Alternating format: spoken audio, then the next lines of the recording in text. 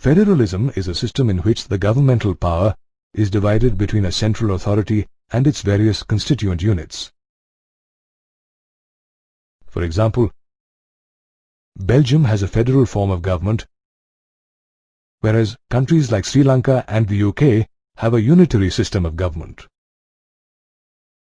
Under a unitary system, there is only one level of government. There may be subunits like state governments, but they are under the absolute subordination of the central government. Under the federal system, there are two or more tiers or levels of government: the central government, the state government, and, as an exception in India, a third tier or local self-government. However, in federalism, each tier has its own jurisdiction in specific matters of legislation, taxation, and administration. Jurisdiction is the legal authority and can be defined in terms of geographical area. Federalism provides constitutional guarantees for the existence and authority of each tier of government. In addition, the basic provisions of the Constitution cannot be unilaterally changed by one tier of government. Such changes require the approval of both tiers of the government. Every level is free in its own way to impose taxes and raise funds through remunerative enterprises. However, the sources of revenue for each tier are also clearly specified. An independent judiciary is the very essence of federalism. The courts have the power to interpret the Constitution and the powers of the different tiers of government. The highest court of the land acts as an arbitrator in case of a dispute between different tiers of government. Federalism has the dual objectives of promoting unity of the country and recognizing regional diversity by way of mutual trust and agreement of living together. The balance of power between the center and state governments can vary from federation to federation. It depends mainly on the historical context in which the federation was formed. There are two ways in which federations can be formed: coming together federations and holding together federations.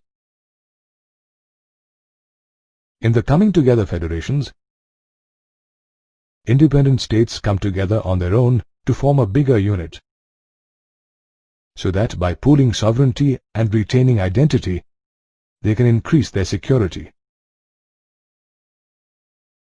USA, Switzerland, and Australia are examples of coming together federations. In these countries, all the constituent states usually have equal power and are strong vis-à-vis the federal government. On the other hand, in holding together federations, a large country decides to divide its power between the constituent states and the national government. India, Spain, and Belgium are examples of holding together federations. In this type of federation, the central government tends to be more powerful with regard to the states. The different constituent units of the federation too may have unequal powers. For example, Jammu Kashmir in India has been granted special status. India is a union of states based on the principles of federalism. Our country has a three-tier system of government, namely the union government, state governments, and the local government that consists of gram panchayats and municipalities. The Indian Union is based on the ideology of holding together federation, whereby the power is divided between the respective states and the central government. However, this power sharing can vary across different units of the federation. For example, Jammu and Kashmir enjoys more power than other states. On the other hand, the Union Territory is virtually dependent on the center. These unique power-sharing ways make the Indian system of governments quasi-federal in nature. The Constitution provides a threefold distribution of legislative power between the central and the state governments. Therefore, there are three lists, namely, the Union List, State List, and the Concurrent List. The Union List includes 97 subjects of national importance, such as defense, atomic energy, foreign affairs, railways, banking, posts and telegraphs. These matters need a uniform policy throughout the country and are hence included in this list. Laws on these Union List subjects can solely be made by the Parliament. The second list is the State List that consists of 66 subjects of state and local importance such as police, trade, commerce, agriculture, and irrigation. The state legislative alone can make laws related to subjects mentioned in the State List. The third list is the Concurrent List, which includes subjects of common interest to both the Union and state government. For example, forests, trade unions, marriage, adoption, and succession. Both the Union and state governments can make laws on the Concurrent List, but in case of conflict, the laws by the Union government are given more importance. There are some subjects that do not fall under any of the lists or came up after the Constitution was made. These are known as the residuary. The Union government has powers to make laws on these residuary subjects. For example, computer hardware and software. A holding together federation does not give equal powers to its constituent units, which means that all states of the Indian Union do not have identical powers. States like Jammu and Kashmir enjoy a special status with its own constitution, and many provisions of the Indian Constitution are not applicable to this state. On the other hand, there are some units of the Indian Union which enjoy very little powers, like Chandigarh, Lakshadweep, or the capital city of Delhi. These are known as Union Territories since they are too small to be independent states or even merge with existing states.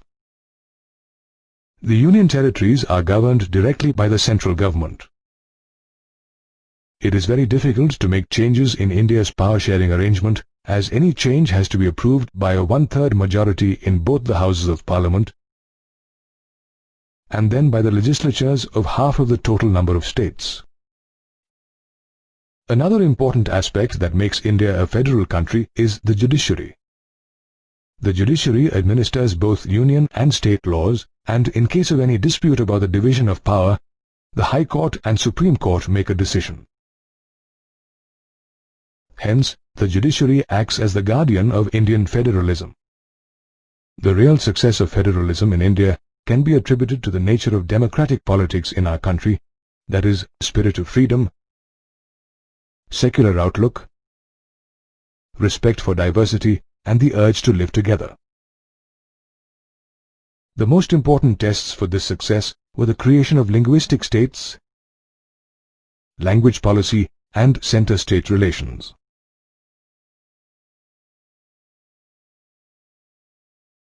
At the time of independence in 1947, there were many states that had more than one local language. However, in 1956, under the State Reorganization Commission, the states were created on the basis of language. During this time, many small states disappeared and new ones came into existence. Did you know? Bilaspur was an independent state till 1954, after which it was merged as a district in the state of Himachal Pradesh. In 1966,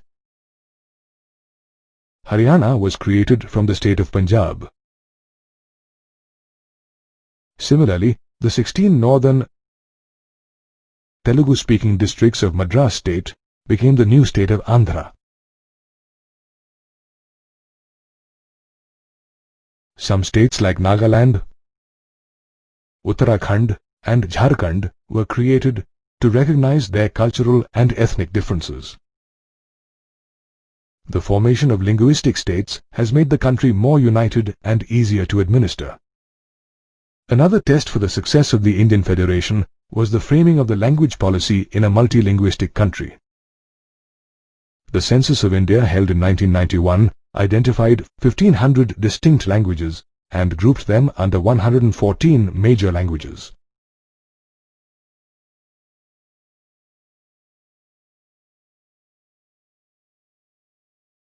Out of these 114 major languages, our Constitution recognizes 22 scheduled languages.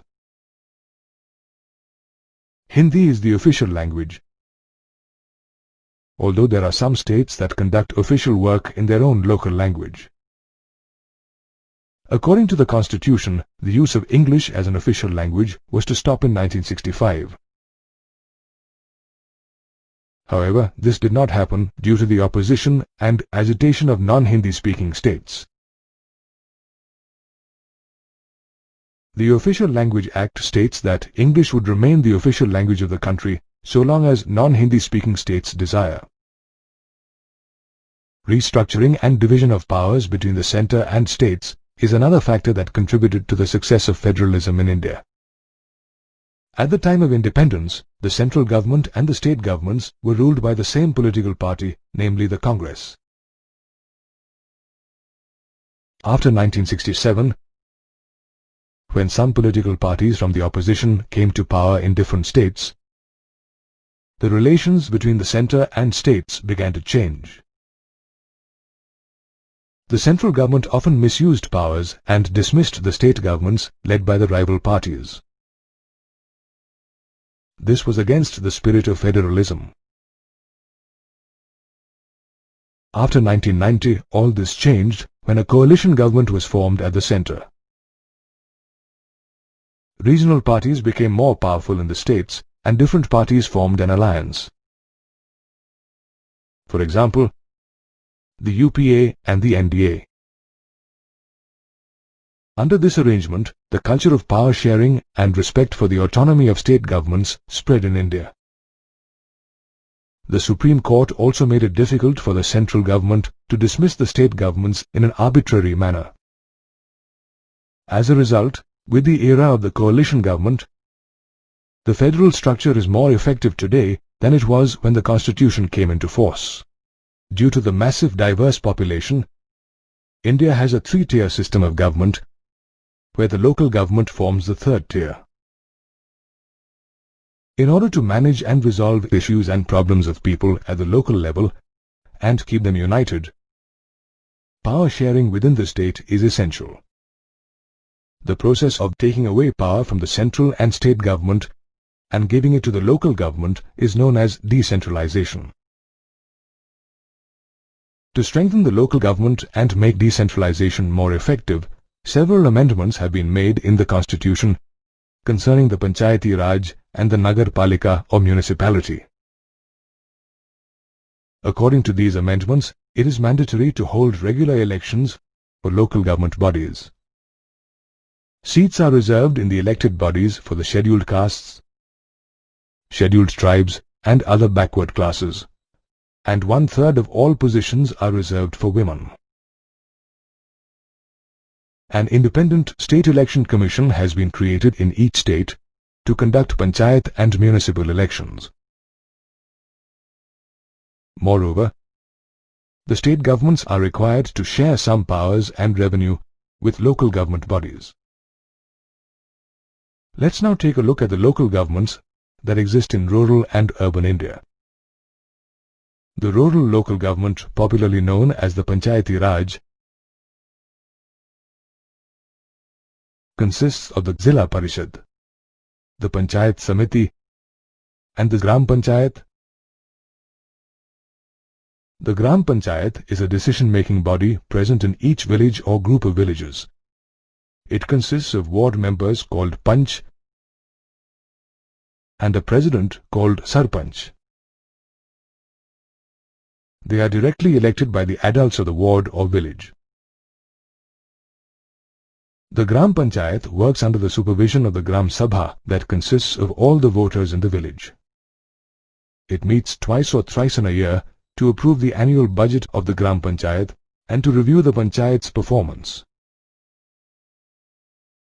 The Gram Panchayats together form a Panchayat Samiti, also known as a block or mandal. The members of this body are elected by the members of the Panchayats in that area. All the Panchayat Samitis together form the Zilla Parishad. Members of the Lok Sabha and members of the Legislative Assembly, along with some other officials, are members of the Zilla Parishad. The urban local government or Nagar Palika comprises the municipal committees in towns and municipal corporations in big cities. The members are elected by the people. The three-tier system of government is the largest experiment in democracy conducted anywhere in the world. However, it's facing a few problems. For instance, Gram Sabhas are not held regularly and adequate resources are not given to local bodies. In certain cases, the state governments have not transferred power to local governments.